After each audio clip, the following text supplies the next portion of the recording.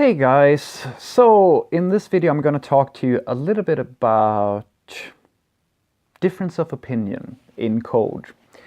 This is something that you will face. You will face it a lot, some of us more than others, but sooner or later what's going to happen is that you are going to push some code to your project. Some of your colleagues are going to tell you that, hey, I think you should be doing things this way rather than that way. And I wanted to share some of my experiences about how to deal with that situation. And I thought I would share it by telling you a small story about something that happened the other week. So we were here at the company and we had a discussion about programming languages basically, and beginner programming languages. And basically the discussion became like, okay, what would be, we were all talking about how we started out and, how we became programmers. And we talked about the first programming language and how important it is to get the right one. And this is a little bit, as you may kind of get a feel for now, it's getting into a dangerous zone because, I made a video back in like a while ago where I basically said that there are a lot of people who are very sensitive about saying something about their programming language, because some people are sensitive like that. If you like something and somebody tells you no, that's not a good thing, you take it a little bit personal. At least a lot of people do. And this was of course no exceptions. I will admit that I had at the point maybe had one or too many rum and cokes, so I was being very opinionated. Anywho, so basically I said that in my personal opinion the best programming language for a beginner is JavaScript.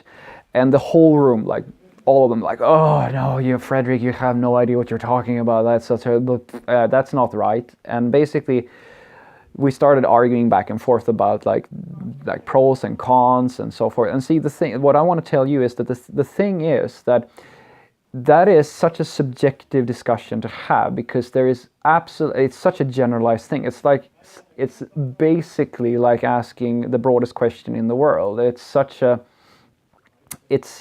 There's no right answer, and so you get into these debates back and forth. And basically, I made the argument saying that as a beginner, I would like to think that what you're after is to understand the basic concepts of programming and at the same time feel empowered enough to do the most amount of stuff. Because when you don't know better, at least I didn't, because I speak from my experience. I remember when I was a beginner, I wanted to have a programming language that let me do all the things I wanted, because I just wanted to learn one thing to be good at first and then be able to do as much as possible with that one thing. And the others were like, no, but you can't do proper math in JavaScript, and you can't, you should be thinking about better languages such as maybe Java or Python or something like that, because there are better languages. And I kind of go, well, yeah, it's absolutely true that these are really good languages, but maybe they're not right for a beginner, there's no right answer here, right?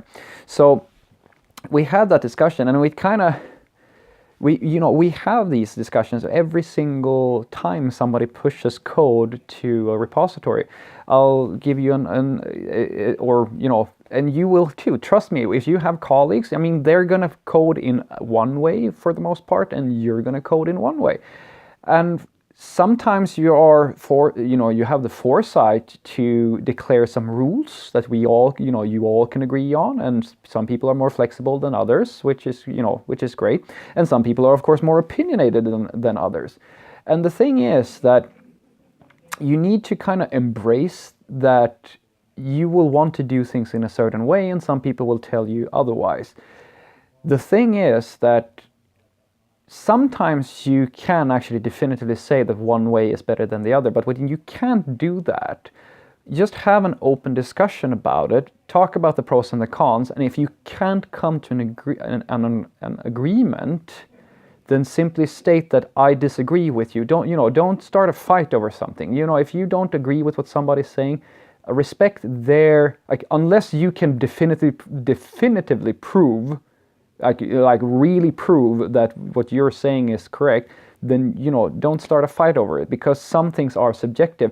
Another great example was I was talking to my colleague, and I had created this function that was fairly complicated. It needed a bit of helper functions, and usually what I have been taught as a Java guy is that you create private helper functions in order to, you know, to help the public function that's going to do all the complexity.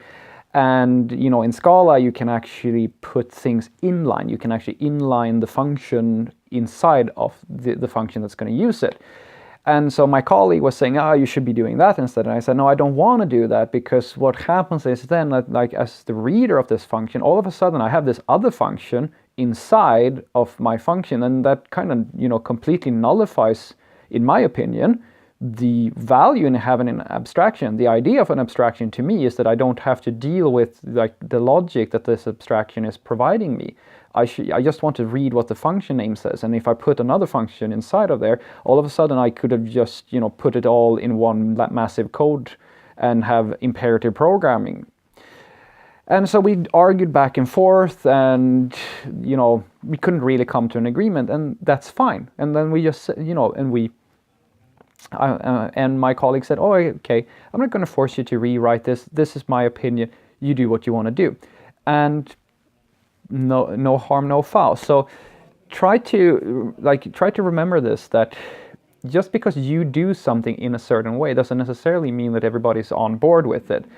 And for the most part, I found that the best way to deal with these, like, disputes is to just have an open dialogue about it, and have a healthy amount of emotional detachment to what you're doing.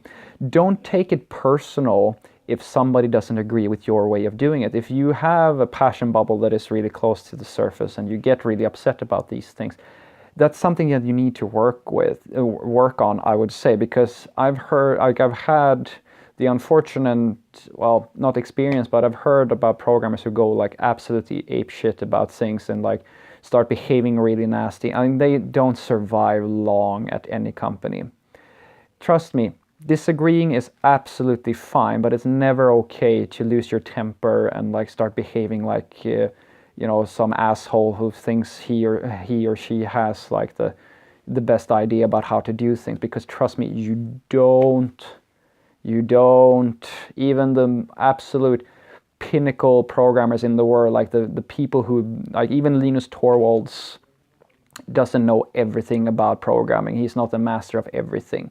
So if you're humble enough to admit that maybe other people want to do things in another way, then that's probably the best way to do it. And honestly, I found, for me, the best thing that has been working so far, if I truly disagree with something, is that I just state it openly.